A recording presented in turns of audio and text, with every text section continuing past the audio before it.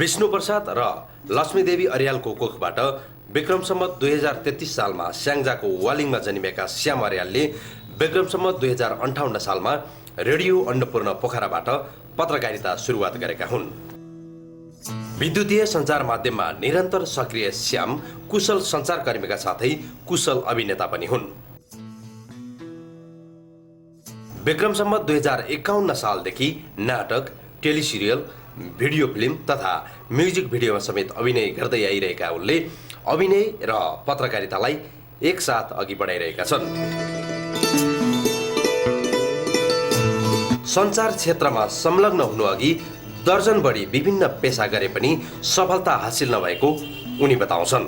पत्रकारिता सुरु गर्नुभन्दा अगाडि धेरै क्षेत्रहरूमा धेरै ठाउँमा पढाउने काम पनि गरेँ, मार्केटिङको काम पनि गरेँ, एकाउन्टेन्टको काम पनि गरेँ, कहीँ पनि 2 महिना 3 महिना भन्दा कहीँ टिकिन। जब सञ्चार जगतको कर्ममा लागे त्यसपछि भने जिन्दगीले बाटो पहिल्याएको अनुभूति उनको छ।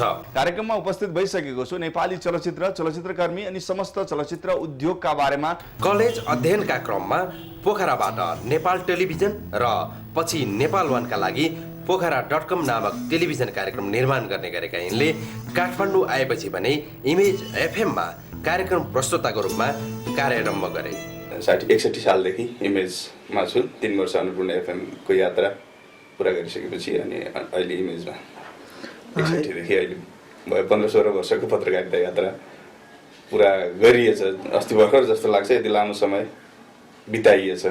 केही वर्ष तराई टिभीमा चलचित्र सम्बन्धी कार्यक्रम स्लिभर स्क्रिन निर्माण गरेका यिनले पछिल्लो समय इमेज टेलिभिजनमा चलचित्र सम्बन्धी कार्यक्रम पेज 3 प्रस्तुत गरेका छन्। प्रोड्युसर नामक चलचित्रका प्रमुख अभिनेता श्यामले 5 दर्जन बढी म्युजिक भिडियोमा अभिनयका साथै निर्देशन पनि गरेका छन्। चलचित्र पत्रकारितालाई नै प्रमुख पेशा बनाइरहेका यिनै अर्याललाई चलचित्र पत्रकार सङ्घ चलचित्र पत्रकारिता पुरस्कार 2073 बाट सम्मान गर्दछ।